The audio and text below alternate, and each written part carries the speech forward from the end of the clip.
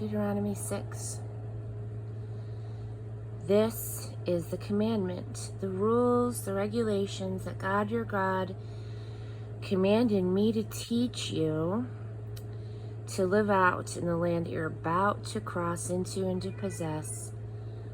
This is so that you'll live in deep reverence before God lifelong, observing all of his rules and regulations that I'm commanding you, you and your children and your grandchildren, living good long lives. Listen obediently, Israel. Do what you're told so that you'll have a good life, a life of abundance and bounty, just as God promised, in a land abounding in milk and honey. Attention, Israel. God our God, God the one and only. Love God, your God, with your whole heart. Love him with all that's in you. Love him with all that you've got. Write these commandments that I've given you today on your hearts. Get them inside of you, and then get them inside of your children.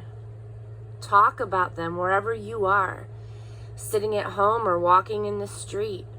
Talk about them from the time that you get up in the morning to when you fall into bed at night. Tie them on your hands and foreheads as a reminder. Inscribe them on the doorposts of your homes and on your city gates.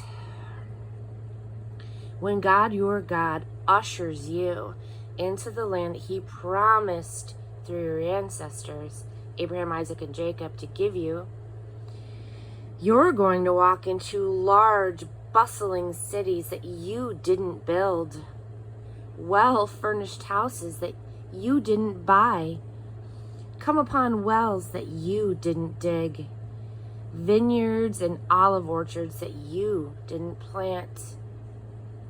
When you take it all in and settle down, pleased and content, make sure that you don't forget how you got there. God brought you out of slavery in Egypt.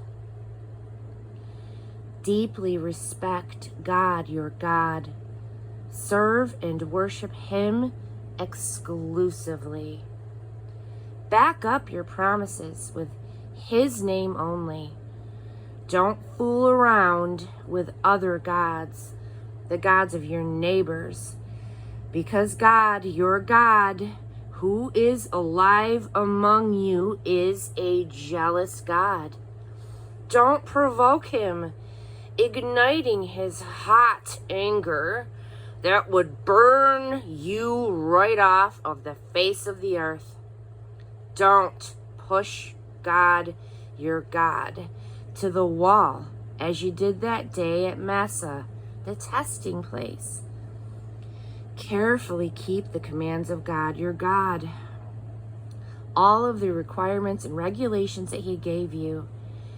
Do what is right. Do what is good in God's sight, so that you will live a good life and be able to march in and take this pleasant land that God so solemnly promised through your ancestors, throwing out your enemies left and right, exactly as God said.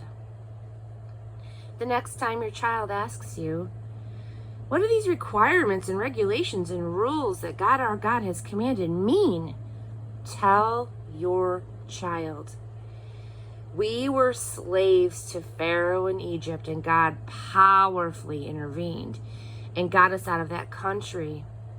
We stood there and watched as God delivered miracle signs, great wonders, and evil visitations on Egypt, on Pharaoh and his household. He pulled us out of there so that he could bring us here and give us the land that he so solemnly promised to our ancestors. That's why God commanded us to follow all of these rules, so that we would live reverently before God our God as he gives us this good life, keeping us alive for a long time to come. It will be a set, right, and put together life for us if we make sure that we do this entire commandment in the presence of God our God, just as he commanded us to do.